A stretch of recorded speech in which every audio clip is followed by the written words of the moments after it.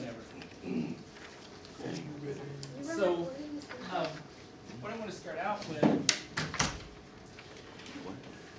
is a couple pictures that I want you to draw, and then I'll do a little demonstration here on the board. Basically, just sketch out real quick y equals x, and then right next to it, sketch out y equals 2x.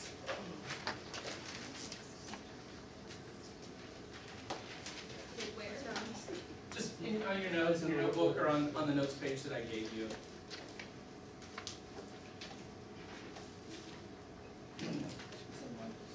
Y equals x and y equals 2x.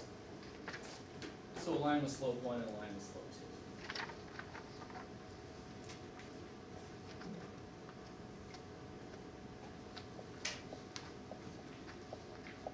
2. And what I'm going to demonstrate on the computer here is kind of what I want you to imagine happening on these graphs. Imagine you have a point here on y equals x, and you draw a line down to the x-axis and over to the y-axis. And you start moving this point back and forth.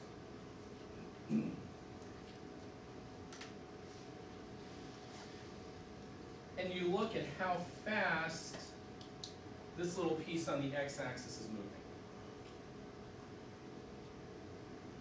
And then compare that to the little piece on the y-axis.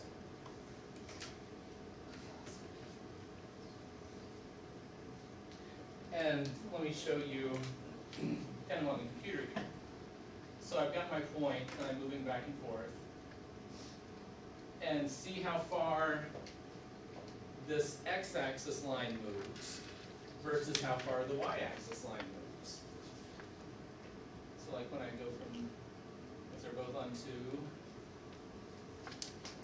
both on 3, both on 4. So what do you notice about the two axes? They're moving at the same rate. Exactly. They're moving at the same rate. However far it moves along the x-axis, it moves at the same distance on the y-axis. And that's right. Now, to help that make a little bit more sense, let's do the same mental experiment with y equals 2x.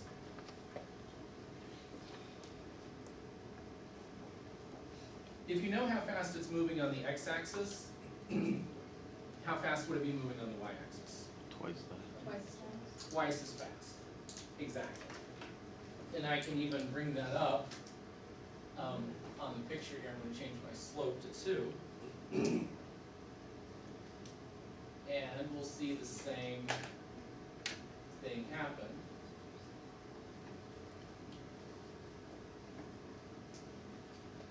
I take my point, move it.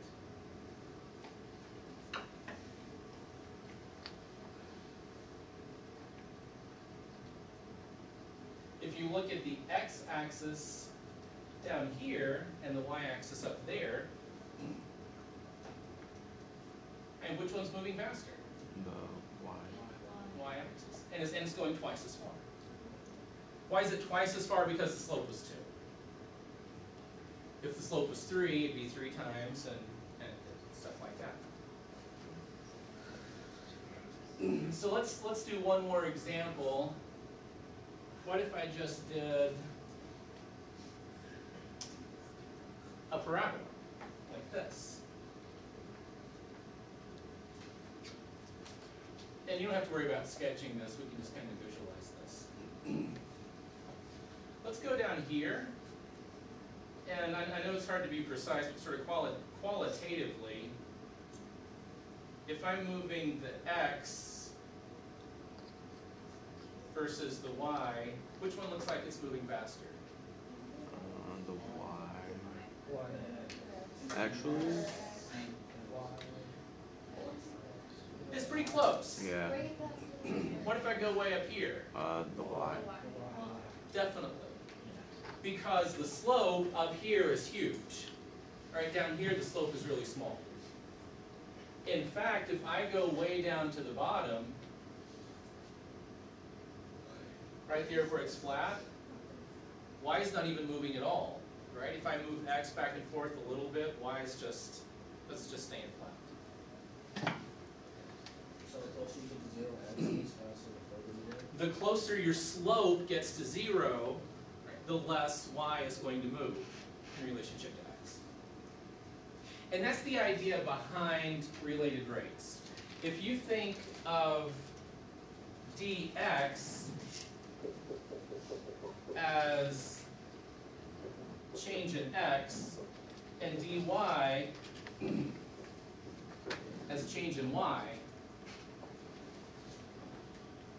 then clearly these two things are related. If x is related to y, right? There's a function between the two, then the rate at which x changes is related to the rate at which y changes. In a related rates problem, we're solving for these things. I'll tell you how much y is changing, so you have to figure out how much x is changing. And the whole concept behind it is, it's going to depend on the slope of this function. The steeper that slope is, the more y will change as a function of x. So we're going to do three kinds of problems today. The first kind we're going to do is just an algebraic problem. I'm just going to give you an equation, tell you what dx is, how you solve for dy. Then once you're good with that algebra, I'll put it in terms of word problems, which is how most of your related rate problems will be. But I hope you'll see once you turn the word problem into an equation, it's actually pretty easy to solve. So we'll start off with equations, and I'll just do the ones on the handy handout that I gave you. So here's the first one. I'm telling you y equals x squared, so it could be that graph right up on the board.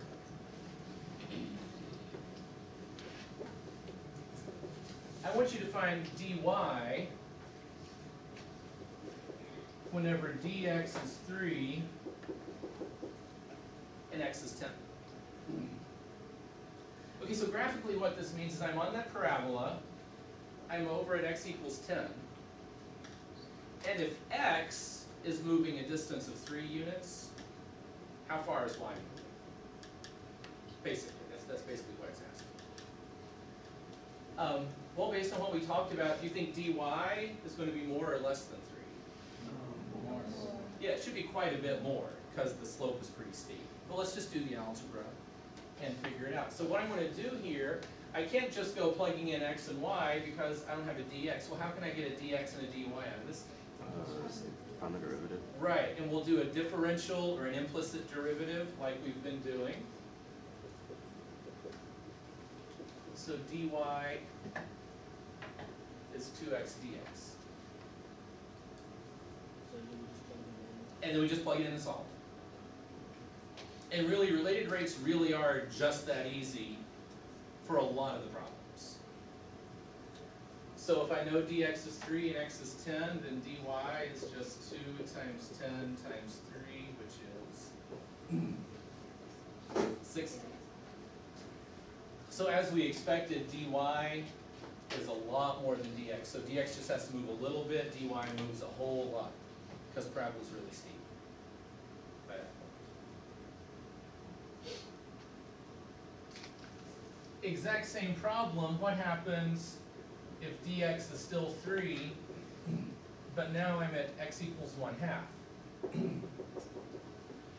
Well, let me ask you, but before we do it, if I'm down here at x equals 1/2, do you think dx and dy will be the same or different? Which one will be bigger?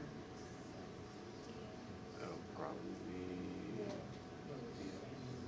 Dx might be a little bit bigger, or it's definitely not going to be a landslide like it is up here, right? Well, let's work it out. Well, if dy is 2x dx, then dy is 2 times 1/2 times 3, so 3. so they're the same. It turns out that the slope right there is exactly 1, slope of the tangent.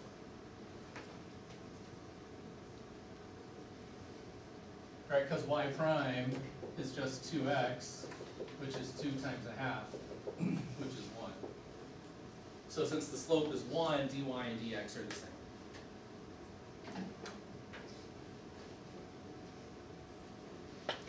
Questions about that? Okay. Before I do the others, I want to state a little disclaimer here that's that's, if you read the book, you're going to see this a little bit differently. Or if you're probably anybody else in the universe doing this, you're going to do this differently, because I do it a little bit different than the rest of the world. My way's of course better. But in the book, you'll see not just dy, you'll see dy over dt, and dx over dt, and dy over dt. Well, I'm just saying, it means exactly the same thing, right? It's just slightly different notation. The reason I do this is because the way that I've taught you differentials, it works for implicit derivatives, it works for related rates, it works for the substitution method that we're going to use in integration. Whereas the way the book does it, every time they teach it is a little bit different. So I'm teaching you one technique that works for a whole bunch of problems. So this is how we're going to do it, but if you're looking in the book, it's going to call things dy over dt, dx over dt. Just ignore the dt, and it's the same thing.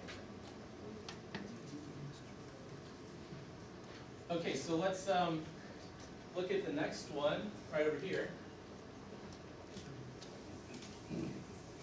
I'll go ahead and turn the board off now.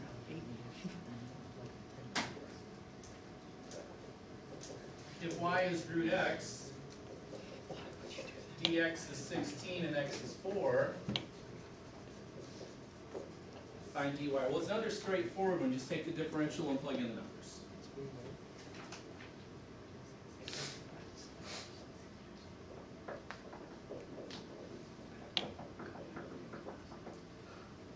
So dy is going to be 1 over 2 root x dx.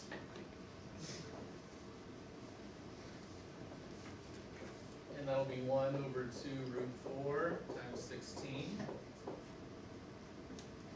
which is 4.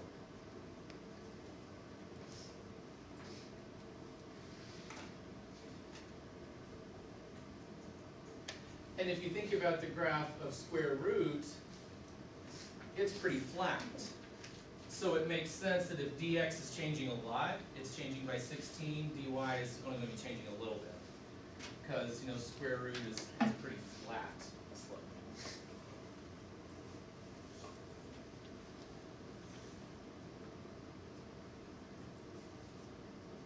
Questions? All right. These are pretty easy. I'll do the next two, and then we can look at some of the word problems.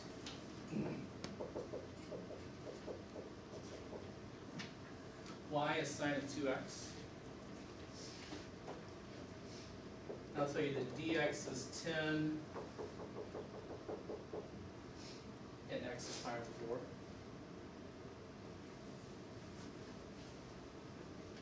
So find dy.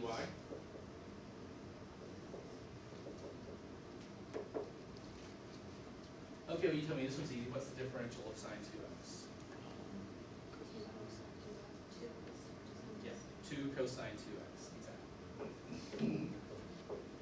Times dx.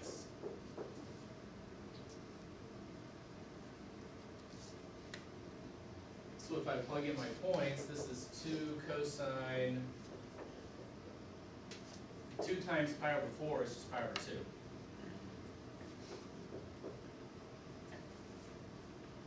Dx is 10. What's cosine pi over 2? 0. 0. Right. 1 down to 0.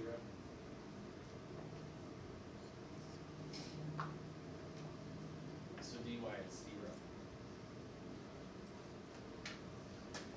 0. And the reason that's happening, if you graph this, sine of 2x looks like that. Right here is pi over 4. That's going to be your peak. So what's the slope of my tangent line right way up here? So since the tangent line has a slope of 0, if you're down here, if x is moving back and forth, dy isn't going to change at all, because it's a straight line. Questions there? All right. The next one and the last one on this page has one extra step to it. And we'll see what these are.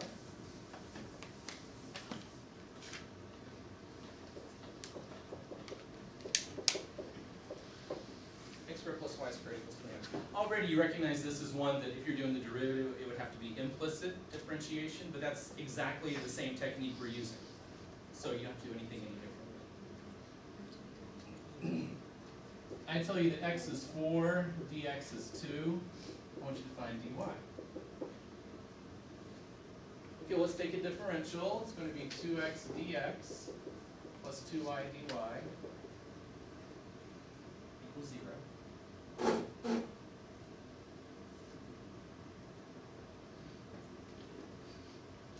Let's plug in what we know. 2x dx plus 2 plus y. I didn't tell you y. I just told you x. You need y. So I can find it. Did you put y with 0? I can plug it into this top equation up here. Right, because if I know that x is 3, I can solve for y. So I'll leave that blank right now. dy is what I'm searching for. It's 0, so I need to find y. Well, I just plug x equals 4 into the original equation. And if I do that, 16 plus y squared is 25. So y has to be 3. plus or minus 3.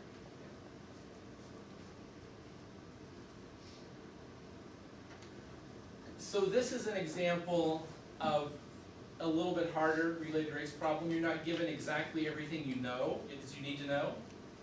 But you can always find all those missing pieces by going back to your original equation. So here I can plug in, I'll plug in a plus or minus 3. We'll just deal with them both at once.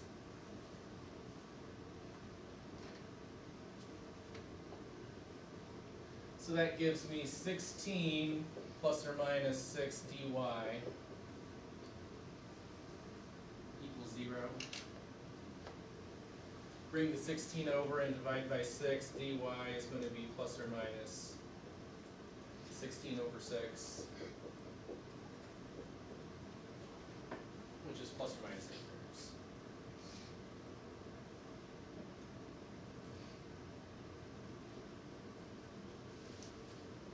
And if you don't like the plus or minus, you can just do it with a 3 and then do it with a negative 3 and get two different answers. But this way is a little bit more complicated.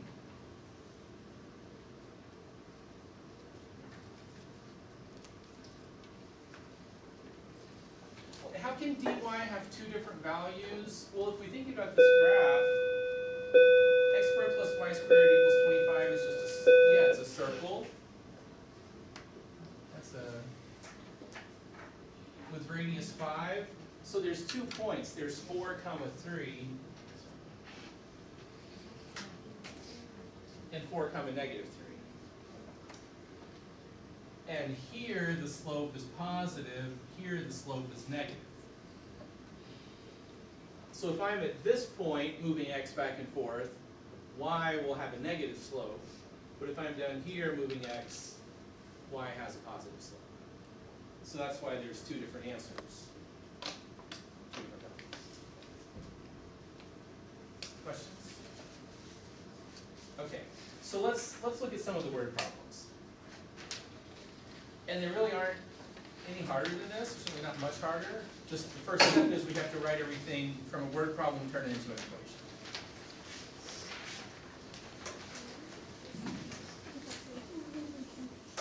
So the first problem says the area of a circle is increasing at a rate of 10 pi inches squared per second. At what rate is the radius increasing when A is 40 pi inches?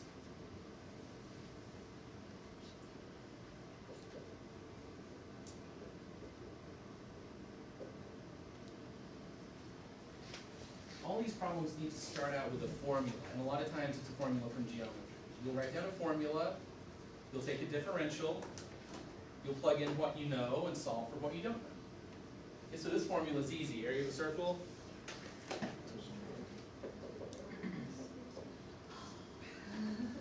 pi r squared.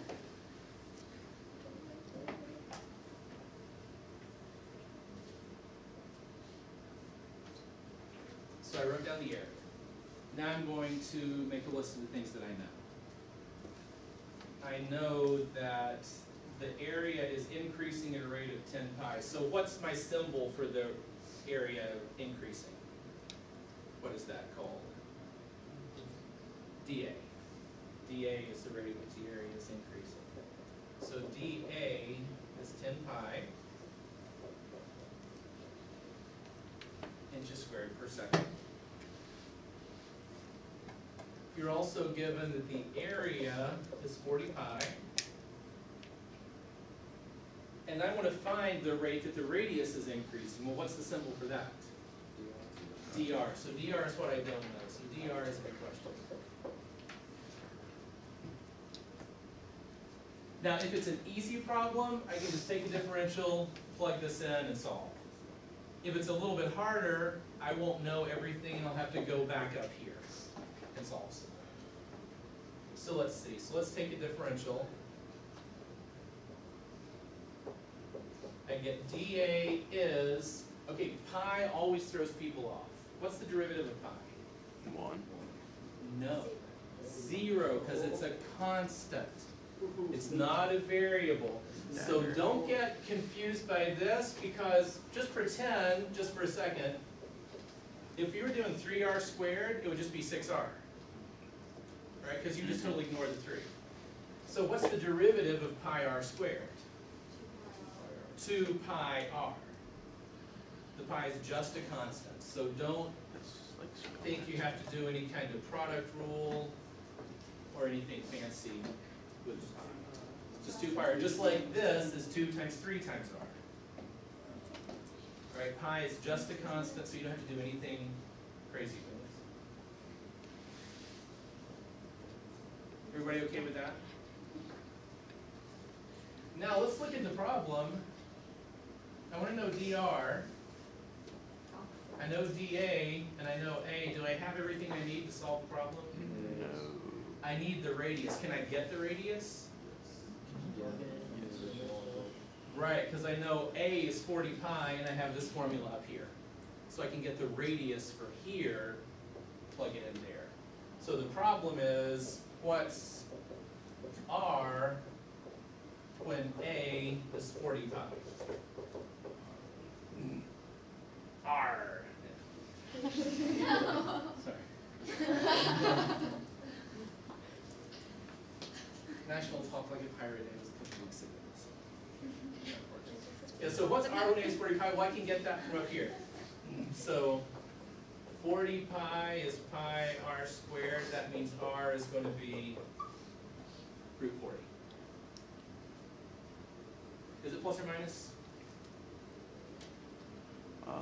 No. Yep. It is plus or minus, but you can't have a negative radius, so we ignore the minus. And if you're into simplifying radicals, that's going to be 2 root 10.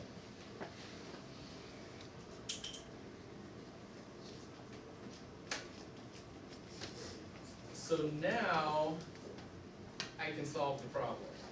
Because I know dA, I know R, I can solve for dr. So dA is 10 pi, and that equals 2 pi times R, which is 2 root 10.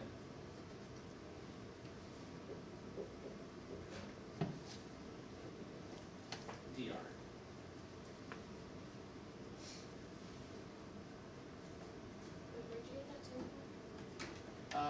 It's right here, dA. Yeah. dA is 10 pi. So dA is 2 pi r dr. If I solve this, I'm just going to get dr is 10 pi over 4 pi root 10. Pi's cancel out. 10 over root 10 is just root 10. So that's root 10. Because, handy little trick, when you divide something by its square root, you get square root. Well, you can also think of it as rationalizing the denominator. Like that's, you can multiply by root 10 on top and bottom. That works too. So dr is root 10 over 4, which, I don't know, but that's about 0.7. Just cause, so dA was about 330, dr is about 0.7. It makes sense that the area is changing more than the radius, right? Because the area is the radius squared.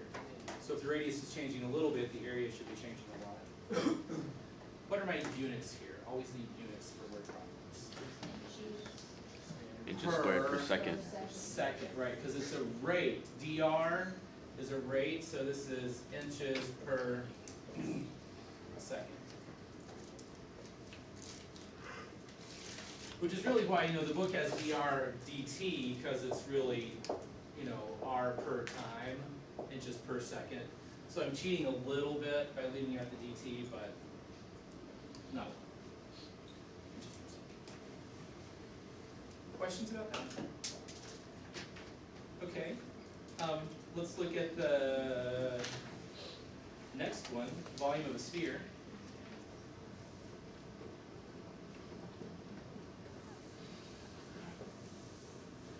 It says the volume of a sphere is decreasing at a rate of 16 pi inches cubed per second.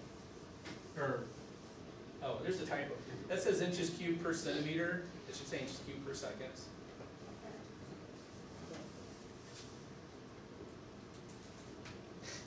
At what rate is the radius decreasing when r is 2 inches?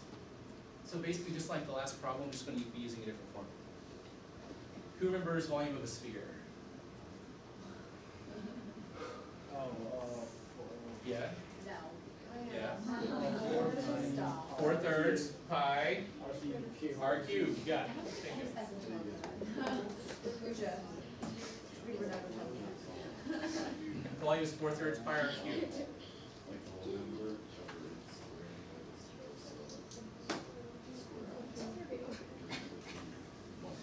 Now, let's make a list of the things we know. We know dV. dV is 16 pi inches cubed per centimeter, because the volume is decreasing. But actually, it's negative 16 pi. Why is it negative 16 pi? Because it's decreasing. Decreasing, exactly. You need to keep, just like, some of your velocity problems. If velocity is negative, it's going backwards. If the rate of change is negative, it's decreasing. And you're told that r is 2. Okay, inches. I want to find dr. Okay, so let's do our thing. Let's take a differential here.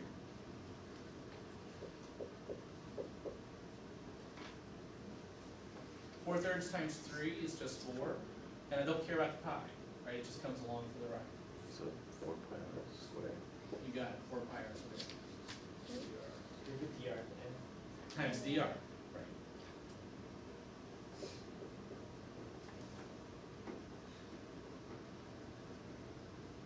Now for this problem, do I know everything I need to know?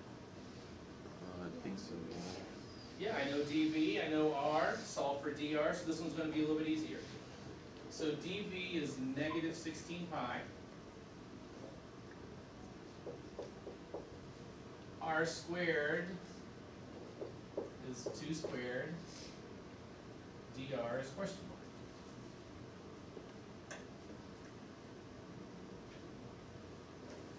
Well, this is easy because I get negative 16 pi is 16 pi dr.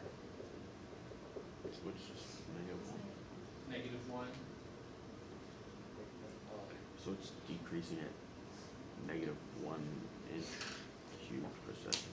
Okay, well, what are my units? Centimeter? Wait, inches. I don't know, is that a Square. Oh, is that an inches Inch squared or squared or inches cubed? cubed? It looks like cubed up there. well, look here, it's a radius. Oh, so cubed? Square. Or squared. It's a radius. It's just inches. Inches. Inches. Right, radius, you measure it with a ruler. Radius. Volumes are always cubed, areas are squared, linear measurements are just normal, inch centimeter. So negative 1 inch per second. So it's decreasing at 1 inch per second. The volume is decreasing at 16 pi inches per second. Again, it makes sense because the volume is a lot bigger than the radius. So the volume is changing a lot, radius is just changing a bit. So does this make sense? Not too bad? If you understand this basic process, you can do the hard ones. And we'll do the hard ones, sometime next week. But it's still the same idea. You get this equation, you get that equation, and then you plug in what you know. So that's how all related rates work. Okay, let's look at the next one.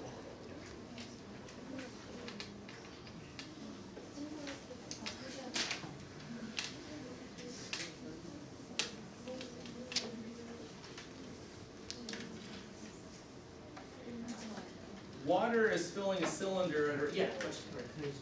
Yeah. Huh?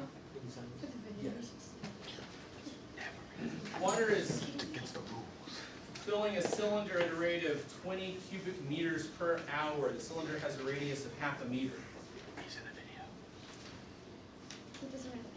At what rate is the height of the water increasing?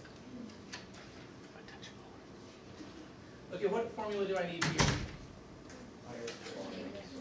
Yeah, volume of a cylinder, pi r squared h.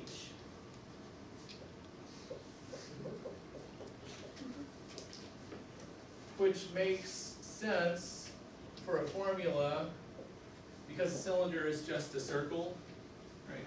And then you multiply that by Back on top of each other. so the area of the base times length. And this particular cylinder has a radius that's half a meter. I'm going to write as a fraction. I think it'll be a little bit easier to do fractions than decimals. So there's water pouring into this, so there's always, so much water, and the water keeps coming out. So that's what's happening.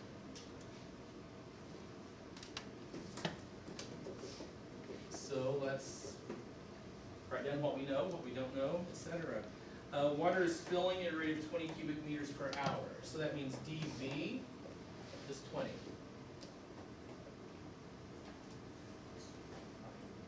Cylinder has a radius of 1/2. Yeah, I need to find the rate at which the height is increasing, so what's that going to be? dH.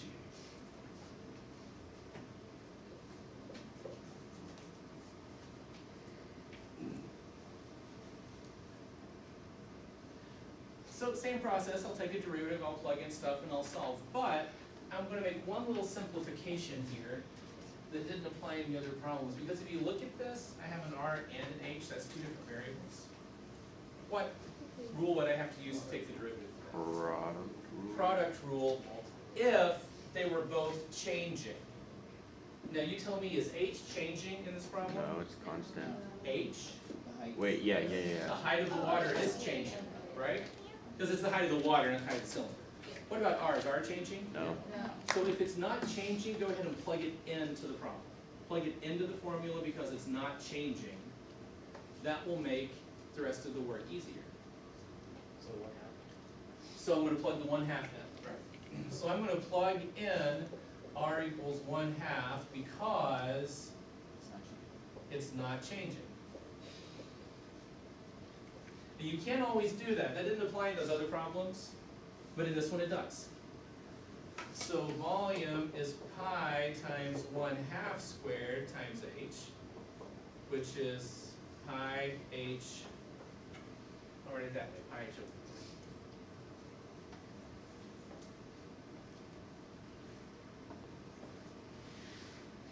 And now, no product rule, there's not even a squared, so the derivative of this is going to be really easy.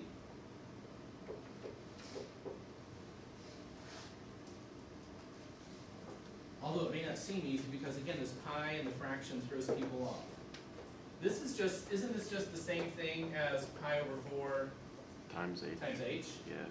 So what's the derivative of pi over 4 times h? Pi over 4 times dh. Yeah, right, because the derivative of a constant times your variable is just your constant. So dv is pi over 4 dh.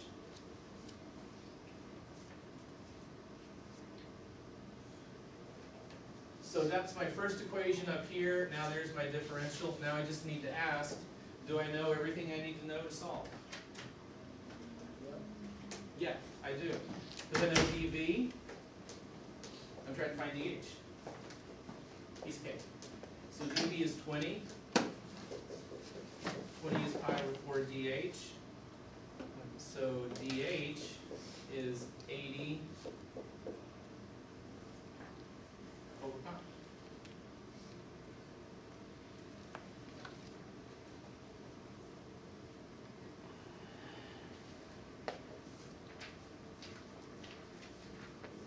What are the units? Meters per hour, exactly, because it's a linear measurement per hour.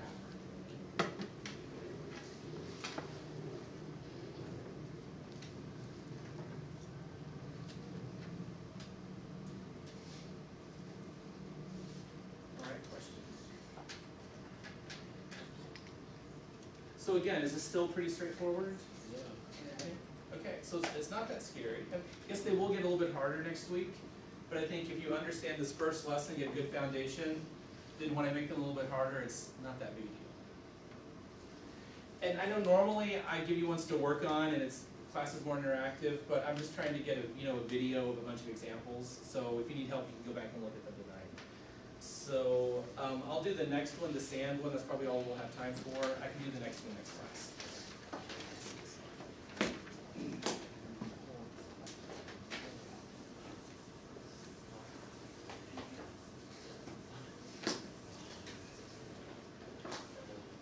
So the setup here, it says sand is falling onto a cone-shaped pile. Think of an hourglass. That's kind of the motivation behind this problem. You know, you've got sand falling down, and it's going to make a little pile. And the more sand falls, the bigger that pile's going to get. And that pile is shaped like a cone. What's the volume of a cone? 1/3 base times height. Yeah, 1/3 base times height. And the base is just the area of the circle, which is pi r squared. Right. So volume of a cone is 1/3 base height, which is, for a circular cone, 1/3 pi r squared. So we've got a little cone of sand, right? And it just keeps, the whole thing keeps getting bigger because sand just keeps falling. So here, R's changing, H is changing, the volume's changing, everything's changing.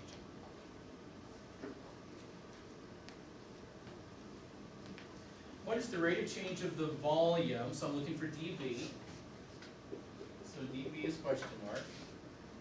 If dr is 2 inches per minute, and H is 3R, and R is 6. Okay, so that's a lot of things.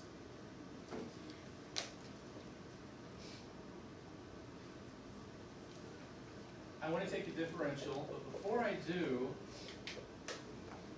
I want to see if I can do the same simplification over there. Is there something that's always the same that I can plug in to make this equation easy? Radius. R equals 6, that looks tempting. But does this cone, is R always 6? No. No, so that I can't plug in. dV and dr, I don't have those, but this. I can't plug in 6 yet, because it doesn't stay. Right, that's going to be one that I plug in later. But this, even though it's not a number, that's always true. Whatever h is, it's always 3 times the radius. Right, so even if it's small or if it's big, h is 3r. So I can plug that into my equation, and why is that going to make it easier? Because it's going to get rid of h. And then it's gonna. And then I won't need the product rule anymore. I'm taking a derivative. So if h is 3r, this is 1/3 pi r squared times 3r, which is pi r cubed.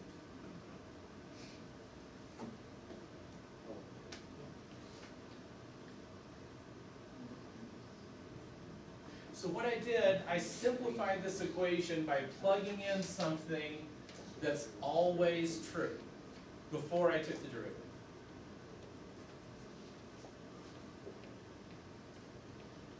Questions? Okay, now let's take a differential. That's going to be easy.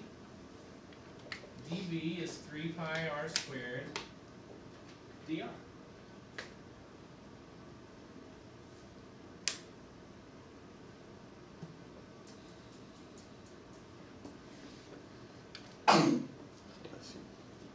So now I'll ask my question. Do I know everything I need to know to solve this? Yep. Yes, you're right. I want to know dv, it equals 3 pi. Now I can plug in 6, right? Because now, at this point in time, r is 6. It's always changing, but right now it's 6. And dr is 2. And that's 36 times 3, 216. Jeez. Ah. 36 times 2 is 72, times 3. 216. Yeah, 216.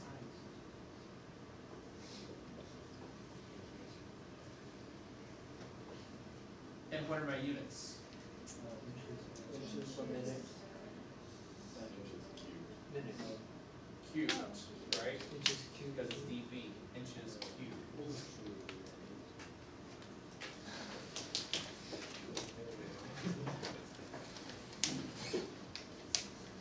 So to solve any related rates problem, the big picture is write down a formula, usually from geometry.